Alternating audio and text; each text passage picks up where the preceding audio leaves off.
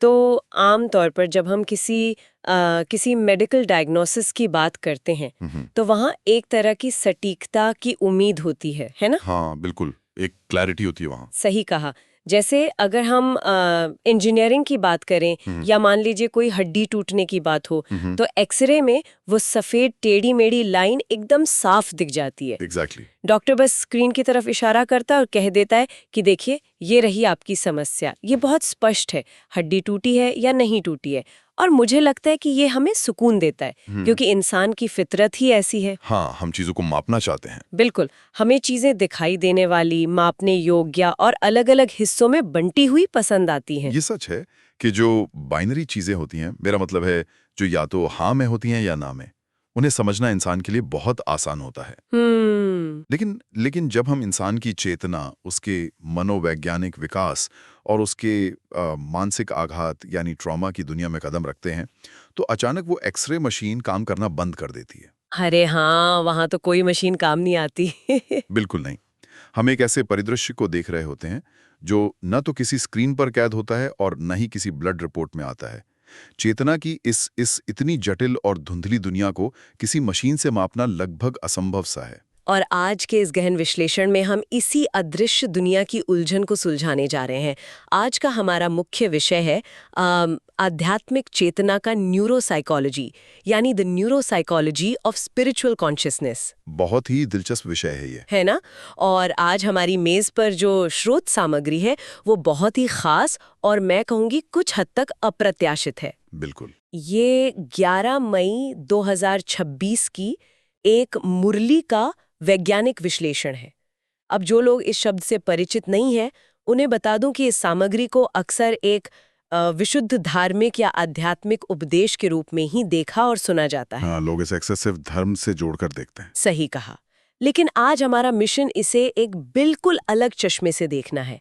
हम उन सारे भारी भरकम और रहस्यमयी शब्दों को किनारे रखने वाले हैं, जो कि बहुत जरूरी है। हाँ, किनारे रखकर ये डिकोड करेंगे कि कैसे ये दस्तावेज केवल एक कोई सामान्य प्रवचन नहीं है, बल्कि चेतना इंजीनियरिंग या कॉन्शियसनेस इंजीनियरिंग और इंसान के मनोवैज्ञानिक ऑपरेटिंग सिस्टम को रीप्रोग्राम करने का एक बहुत ही उच्च स्तरीय मॉडल है। और ये देखना बहुत रोमांचक है कि कैसे सदियों पुरानी आध्यात्मिकता और आज का आधुनिक न्यूरो साइंस दोनों असल में एक ही बात कह रहे हैं। बिल्कुल, एक आहा मोमेंट है ये। चलिए तो इस ब्लूप्रिंट को थोड़ा खोलकर समझते हैं। जरूर। सबसे पहले बात करते हैं पहचान के आर्किटेक्चर की, यानी आइडेंटिटी आर्किटेक्चर। इस दस्तावेज में दो शब्दों का बहुत बार इस्तेमाल किया गया है। एक है देहाभिमान और दूसरा देही अभिमान।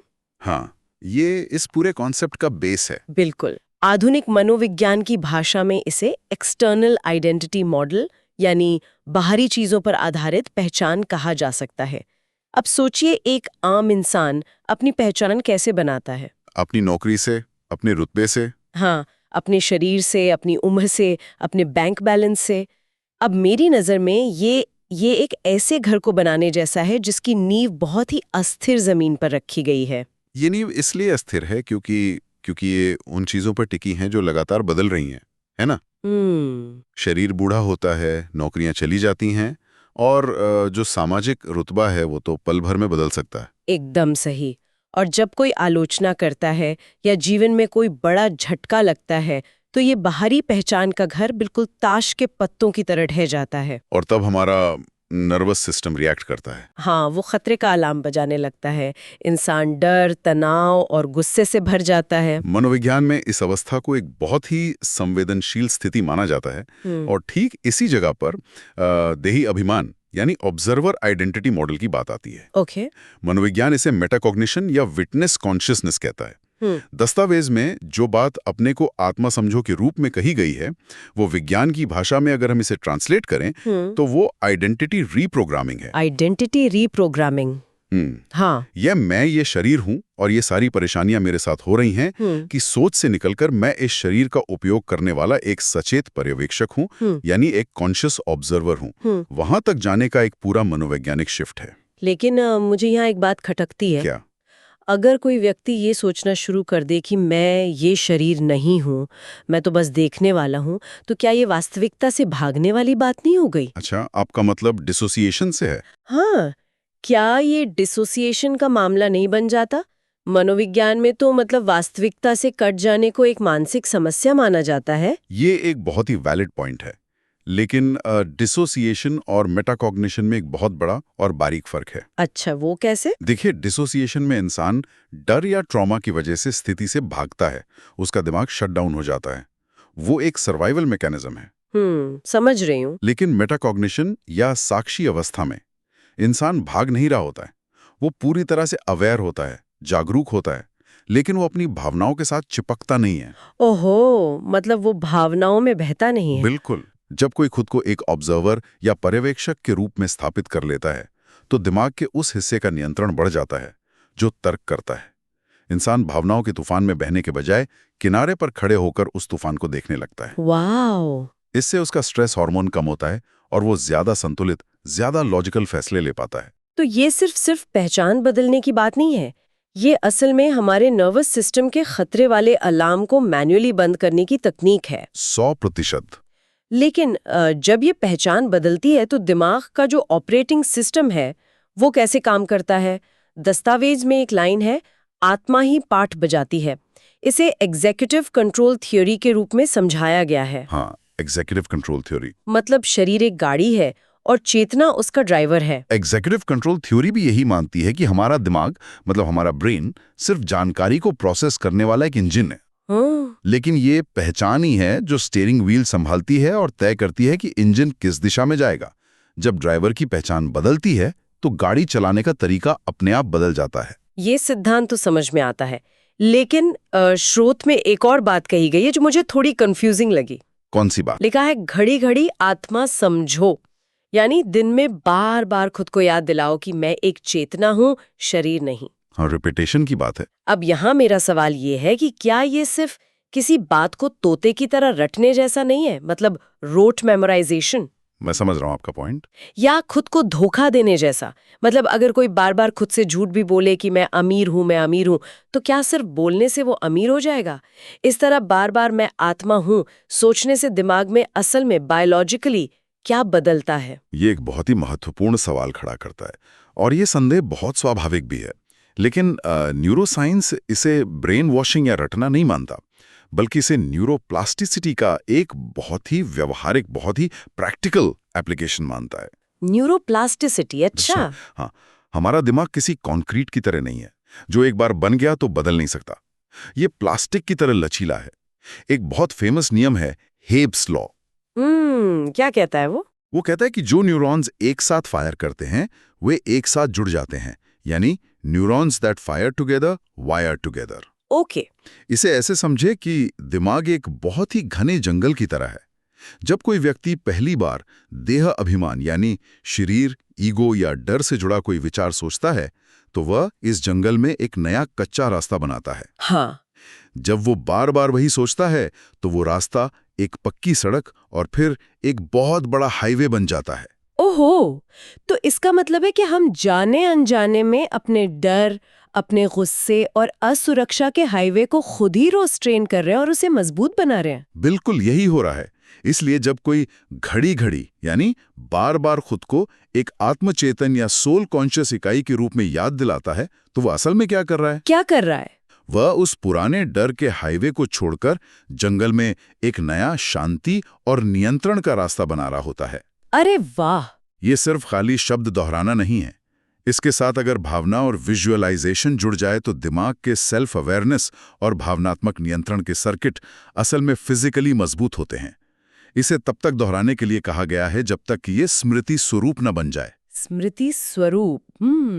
क्या इसे हम अपनी आधुनिक भाषा में सबकॉन्शियस ऑटोमेटिक मोड कह सकते हैं? बिल्कुल, इसे इसी तरह समझा जा सकता है जैसे जब कोई पहली बार गाड़ी चलाना सीखता है। हाँ, तब तो बहुत डर लगता है ना?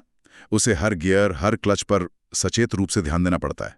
बहुत ज्यादा मानसिक ऊर्जा खर्च होती है। एकदम सही। लेकिन कुछ समय बाद जब वो न्यूरल पाथवे मजबूत हो जाता है तो गाड़ी चलाना अवचेतन का, सबकॉन्शियस का हिस्सा बन जाता है।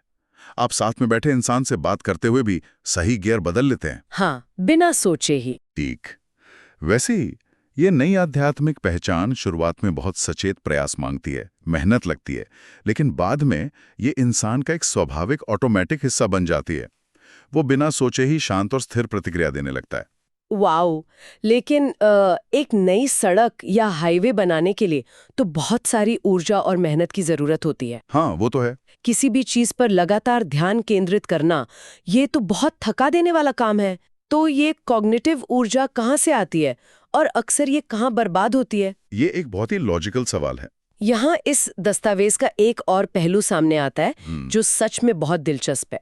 स्रोत में एक बात कही गई है, व्यर्थ बोलना या बिना मतलब की बातें करना। इसे कॉग्निटिव एनर्जी लीकेज यानी संज्ञानात्मक ऊर्जा का रिसाव कहा गया है। बिल्कुल। और पता है, मुझे ना स्मार्टफोन के बैकग्राउंड में चलने वाले उन अनगिनत ऐप्स की तरह लगता है जिन्हें हम स्क्रीन पर तो नहीं देख रहे होते, लेकिन वे चुपचाप फोन की बैटरी को सोख रहे होते हैं। ये स्मार्टफोन वाली एनोलॉजी बहुत सटीक बैठती है, क्योंकि अटेंशन या ध्यान ये हमारे दिमाग के पास मौजूद सबसे सीमित और कीमती संसाधनों में से एक है। आधुनिक जीवन शैली में तो हमारे ध्यान को भटकाने के लिए हर तरफ से हमले हो रहे हैं।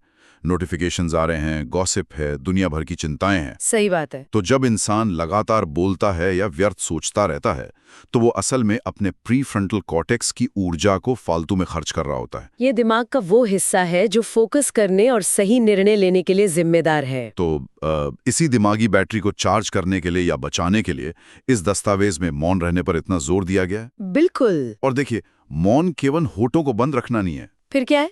जब कोई बाहर और अंदर से मौन होता है, यानी विचारों को भी शांत करता है, तो वो उन सारे बैकग्राउंड एप्स को फोर्स स्टॉप कर देता है। अरे वाह, फोर्स स्टॉप। हाँ, इससे दिमाग के प्रीफ्रंटल कॉर्टेक्स को रिकवर होने का, बैटरी वापस चार्ज करने का समय मिलता है। इसलिए जो लोग ध्यान की गहराई में जाते हैं वो स्वाभाविक रूप से कम बोलते हैं। वे अपनी इस ऊर्जा की कीमत समझ जाते हैं। ठीक है, ऊर्जा बचाने की बात तो मुझे समझ आ गई कि बैकग्राउंड एप्स बंद कर दो। हाँ। लेकिन अगर बैटरी पूरी चार्ज हो भी जाए तो उस ऊर्जा का करना क्या है? वो अपने आप तो कोई चमत्कार नहीं करेगी ना? बिल्कुल नहीं, उसका इस्तेमाल करना होगा। इसके लिए दस्तावेज कहता है, बुद्धि योग तोड़ एक से जोड़ो, यानी अपने ध्यान की ऊर्जा को बहुत सारी बिखरी हुई जगहों से हटाकर किसी एक स्रोत पर एक जगह केंद्रित करना। ये बहुत अहम स्टेप है। जब इंसान का ध्यान 50 अलग-अलग चिंताओं और रिश्तों में बटा होता है, तो दिमाग का एमिगडाला, जो कि डर और खतरे का केंद्र है, वो लगातार एक्टिव रहता है, हमेशा रेड अलर्ट पर। लेकिन जब वो अपने लगाव और ध्यान की पूरी ऊर्जा को समेटकर एक स्थिर और सुरक्षित जगह, जैसे कि मान लीजिए एक उच्च आध्यात्मिक सत्ता, उस पर लगाता है, तो एमिगडाला शांत होने लगता है। दिमाग को एक सुरक्षा का, एक सेफ्टी का सिग्नल मिलता है। लेकिन यहीं पर एक बहुत बड़ी व्यवहारिक समस्या आती है जो मैंने अक्सर देखी है। क्या? कई लोगों को ये बुद्धि योग लगाना या ध्यान केंद्रित करना बहुत ही नीरस और भारी मेहनत का काम लगता है। हाँ, बोरिंग लगता है। बिल्कुल। लोग अक्सर शिकायत करते हैं कि उनका दिमाग टिकता नहीं है, बोर हो जाते हैं। इस पर श्रुति में एक बहुत ही खूबसूरत और वैज्ञानिक पंक्ति है, जहां मोहब्बत होती है वहां मेहनत नहीं होती। क्या बात है। जब मैंने इसे पढ़ा तो मुझे तुरंत डोपामाइन के विज्ञान की याद आ गई। और आपकी याद बिल्कुल सही है। ये पंक्ति सीधे तौर पर इंसान के न्यूरोकेमिकल सिस्टम की व्याख्या कर रही है। हमारा दिमाग ना बहुत ही कंजूस है। कंजूस? हाँ, वो उन कामों को करने से सख्त मना करता है या उन्हें टालता है जिनमें उसे कोई भावनात्मक रस यानी इमोशनल रिवॉर्ड नहीं मिलता। सही कहा। लेकिन जिन चीजों में भावनाएं होती हैं, जिनसे हमें खुशी या प्रेम मिलता है, वहां दिमाग डोपामाइन रिलीज करता है। और डोपामाइन सिर्फ खुशी का रसायन नहीं है, ये मोटिवेशन का भी रसायन है। ओहो, मतलब अगर किसी को ध्यान लगाने में बहुत मेहनत लग रही है, थकान हो रही है, तो समस्या उस मेडिटेशन की तकनीक में नहीं है। नहीं, बिल्कुल नहीं। बल्कि इस बात में है कि उसका वहां कोई भावनात्मक जुड़ाव है या प्रेम है ही नहीं, वो जुड़ाव शून्य है। एग्जैक्टली।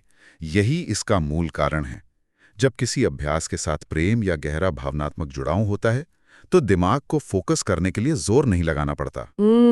डोपामाइन उस फोकस को स्वाभाविक रूप से एफर्टलेसली बनाए रखता है। और इससे भी बड़ी बात एक और है। वो क्या? जब किसी जानकारी के साथ एक मजबूत भावना जुड़ जाती है, तो वो जानकारी सिर्फ हमारी शॉर्ट टर्म मेमोरी में नहीं रहती, वो हमारी इमोशनल मेमोरी में बहुत गहराई से दर्ज हो जाती है। अच्छा। स्रोत में इसे अनुभव की अथॉरिटी यानी अथॉरिटी ऑफ एक्सपीरियंस कहा गया है। ये सिर्फ किसी किताब में पढ़ने जैसा नहीं है कि शांति बहुत अच्छी चीज होती है। ये असल में शांति को महसूस करने और उसका स्वाद चखने जैसा है। ये बात सच में बहुत गहराई से सोचने वाली है कि सिर्फ ज्ञान होना काफ़ी नहीं है, उस स्थिति को जीना और महसूस करना ज़रूरी है ताकि दिमाग उसे असली मान ले। बिल्कुल। अब एक सवाल ये उठता है कि चलिए हमने अपनी ऊर्जा बचा ली, हमारी पहचान भी स्थिर हो गई और हमने डोपामाइन का इस्तेमाल करके अपना फोकस भी सेट कर लिया। हाँ, सब कर लिया। लेकिन इस सब का मतलब, इस पूरी मेहनत का असल जिंदगी की उथल-पुथल, ऑफिस की राजनीति या अचानक आने वाली बीमारियों में क्या फायदा होता है? बहुत बड़ा फायदा होता है, मैं समझाता हूँ। क्योंकि देखिए, हम जो आधुनिक इंसान हैं, हम हर चीज के प्रिडिक्टेबल होने के आदी हो गए हैं। हाँ, हमें हर चीज का कैलेंडर चाहिए। राइट। और जैसे ही कोई अचानक बदलाव आता है, लोग बुरी तरह बिखर जाते हैं, पैनिक करने लगते हैं। हाँ, आधुनिक मनोविज्ञान इससे अनसर्टेनिटी इंटॉलरेंस यानी अनिश्चितता को न सह पाने की बीमारी कहता है। दस्तावेज में इसके लिए एक बहुत ही कड़क ट्रेनिंग दी गई है। उसमें लिखा है, अचानक सब होगा। ये कोई डराने वाली भविष्यवाणी नहीं है, बल्कि ये इंसान को मनोवैज्ञानिक रूप से तैयार करने का तरीका है। तैयार करने का तरीका? हाँ, ये मानसिकता इंसान को किसी भी अचानक आने वाले बदलाव, नुकसान या उथल-पुथल के लिए लचीला बनाती है, अडैप्टेबल बनाती है। लेकिन एक बात बताइए, क्या अचानक सब होगा की सोच लेकर चलना इंसान को क्रॉनिक एंजाइटी का शिकार नहीं बना देगा? नहीं, ऐसा नहीं है। मतलब हर वक्त ये सोचना कि कुछ भी बुरा हो सकता है, कुछ भी बदल सकता है, क्या ये हमारे नर्वस सिस्टम को हमेशा फाइट और फ्लाइट मोड में नहीं रखेगा? देखिए, ये एंजाइटी तब बनती है जब इंसान का लगाव उन बाहरी चीजों से होता है जिनके टूटने का उसे डर है। ओके। लेकिन याद कीजिए, हमने शुरुआत में देही अभिमान यानी ऑब्जर्वर आइडेंटिटी की बात की थी। जब इंसान की पहचान इस बात पर टिकी ही नहीं है कि उसके बाहरी हालात कैसे हैं, तो अचानक सब होगा उसे डराता नहीं है। ये उसे अनसर्टेनिटी टॉलरेंस देता है। अरे वाह! और शायद यहीं पर वो साक्षी अवस्था या मेटा अवेयरनेस स्टेट पूरी तरह से काम आती है, जिसके बारे में हमने चर्चा की थी। बिल्कुल। साक्षी अवस्था का जादू यही है, जब कोई अचानक मुसीबत आती है तो एक आम इंसान सोचता है, मैं बर्बाद हो गया या मैं ही समस्या हूं। हाँ, वो खुद को ब्लेम करता है। वो अपनी और समस्या की पहचान को पूरी तरह मिला देता है। लेकिन साक्षी अवस्था में इंसान इस उलझी हुई सोच से बाहर निकलकर मैं इस स्थिति को देख रहा हूं, इस स्तर पर आ जाता है। वह समस्या को खुद से अलग कर देता है। इससे उसका कॉर्टिसोल यानी स्ट्रेस हार्मोन का स्तर तुरंत नीचे आता है और वो पैनिक करने के बजाय शांत दिमाग से समाधान पर फोकस कर पाता है। इसी मानसिक मजबूती से जुड़ा एक और बहुत भारी शब्द श्रुत में है, स्वमान, जिसे हम सेल्फ रिस्पेक्ट कॉन्शियसनेस कह सकते हैं। हाँ, स्वमान को अक्सर लोग ना अहंकार या ईगो समझ लेते हैं। हाँ। लेकिन मनोवैज्ञानिक रूप से ये अहंकार का बिल्कुल उल्टा है। वो कैसे? अहंकार हमेशा दूसरों से तुलना पर जीता है। जब किसी इंसान की खुद की नजरों में अपनी अहमियत कम होती है, तो वो हमेशा दूसरों की मंजूरी या अप्रूवल सीकिंग के लिए तड़पता रहता है। हाँ, कि लोग मेरे बारे में क्या सोचेंगे। बिल्कुल, वह इसी डर में जीता है। लेकिन जब इंसान के अंदर ये आध्यात्मिक स्वमान होता है, तो वो बाहरी वैलिडेशन से पूरी तरह स्वतंत्र हो जाता है। उसे फर्क नहीं पड़ता। इस पूरी प्रक्रिया को, जहां इंसान अपने डर, अपने अहंकार और दूसरों पर अपनी निर्भरता से मुक्त होता है, दस्तावेज में इसे पतित से पावन होना कहा गया। हाँ, आमतौर पे हमारे समाज में पतित और पावन को सिर्फ पाप और पुण्य के मतलब एक धार्मिक तराजू पर तौला जाता है। लेकिन अगर हम इसे न्यूरोसाइंस और मनोविज्ञान के नजरिए से डिकोड करें, तो यहाँ पावन या पवित्रता का मतलब है अपने नर्वस सिस्टम की टॉक्सिक और आवेगी प्रतिक्रियाओं को शुद्ध करना। इम्पल्सिव रिएक्शंस को रोकना। ये हमारे सोचने के तरीके, हमारी रिएक्टिविटी और यहाँ तक कि हमारे हार्मोनल बैलेंस को भी ठीक करने की प्रक्रिया है। वाव। जब हमारे विचार शुद्ध, स्पष्ट और बिना किसी स्वार्थ के होते हैं, तो उसका असर सिर्फ दिमाग पर नहीं पड़ता। वो हमारे चेहरे के भाव, हमारे बोलने के तरीके और हमारी पूरी बायोलॉजिकल ऊर्जा पर साफ दिखाई देता है।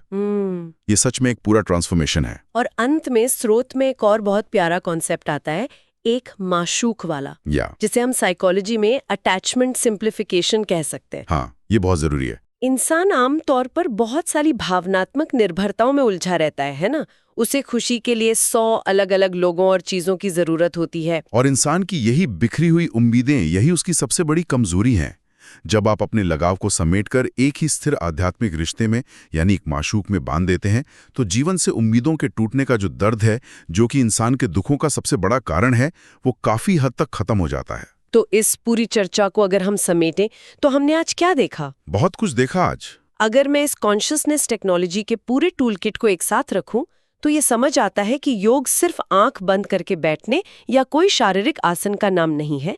ये हमारे नर्वस सिस्टम का एक सचेत रेगुलेशन है। बिल्कुल सही। मौन कोई आध्यात्मिक सजा नहीं है, ये हमारी कॉग्निटिव बैटरी की रिकवरी है। और अपना ध्यान एक उच्च स्रोत पर लगाना हमारी भावनात्मक उथल-पुथल को शांत करने का एक पूरा विज्ञान है। इस पूरी प्रक्रिया का जो अंतिम लक्ष्य है, वो सिर्फ कुछ समय के लिए ध्यान में शांति महसूस करना नहीं है। तो क्या है? इसका असली लक्ष्य है इंसान को एक रिएक्टिव बायोलॉजिकल आइडेंटिटी से पूरी तरह निकालकर एक स्टेबल कॉन्शियस आइडेंटिटी में बदल देना। यानी एक ऐसा इंसान जो सिर्फ अपने हार्मोन्स, अपनी भावनाओं और बाहरी हालातों के कठपुतली है, उसे एक ऐसे इंसान में ढालना जो अंदर से अचल है और अपनी परिस्थितियों का खुद मालिक है। ये विचार सच में बहुत गहरा और क्रांतिकारी है। हमने आज की इस गहन चर्चा की शुरुआत एक मेडिकल डायग्नोसिस के उदाहरण से की थी, जहां टूटी हुई हड्डी को एक्सरे में साफ देखा जा सकता है। हाँ। लेकिन आज इस विश्लेषण ने हमें ये दिखाया कि इंसान की चेतना की जो हड्डियां टूटी हुई हैं, हमारा बिखरा हुआ ध्यान, हमारा बाहरी चीजों पर टिका हुआ कमजोर अहंकार, हमारी दूसरों से वैलिडेशन मांगने की भूख और हमारा अनिश्चितता से खौफ खाना, बिल्कुल। भले ही उनका कोई एक्सरे नहीं होता, लेकिन इस प्राचीन लगने वाले दस्तावेज ने हमें उस अदृश्य ढांचे को देखने और उसे जड़ से ठीक करने का एक बहुत ही सटीक वैज्ञानिक ब्लूप्रिंट दे दिया है। ये हमें ये सोचने पर मजबूर करता है कि कुछ आध्यात्मिक अभ्यास सिर्फ पुरानी परंपराएं नहीं है, बल्कि वो इंसान के दिमाग को रीवायर करने का एक बहुत ही उन्नत और ठोस विज्ञान है। और इसी बात के साथ आज की इस गहन चर्चा को हम एक ऐसे मुकाम पर रोकते हैं जो हर किसी को सोचने पर मजबूर कर सकता है। बिल्कुल। हमने ये देखा कि अपनी चेतना और अपने नर्वस सिस्टम को इस हद तक रीप्रोग्राम करना वैज्ञानिक रूप से पूरी तरह संभव है। तो जरा एक बड़े परिप्रेक्ष्य में सोचिए, आज की इस आधुनिक दुनिया में जहां हर व्यक्ति का तनाव का स्तर चरम पर है, जहां तकनीकी सूचनाओं और सोशल मीडिया का इतना भयंकर ओवरलोड है कि इंसानी दिमाग उसे प्रोसेस करते करते थक चुका है, बिल्कुल ड्रेन हो चुका है। क्या चेतना की ये रीप्रोग्रामिंग सिर्फ एक लाइफस्टाइल का विकल्प रह गई है? या फिर क्या ये आधुनिक इंसान के विकास का यानी ह्यूमन एवोल्यूशन का अगला सबसे जरूरी और अनिवार्य कदम है? क्या भविष्य की इस भारी मानसिक और डिजिटल उथल-पुथल में जीवित रहने और अपना मानसिक संतुलन बनाए रखने के लिए चेतना की ये इंजीनियरिंग ही मानव जाति की सबसे बड़ी और आखिरी जरूरत बन जाएगी? ये एक बहुत ही गहरा सवाल है। इस सवाल के साथ ये चर्चा यहीं समाप्त होती है। गहराई से सोचने के लिए ये सच में एक बहुत बड़ा विचार है।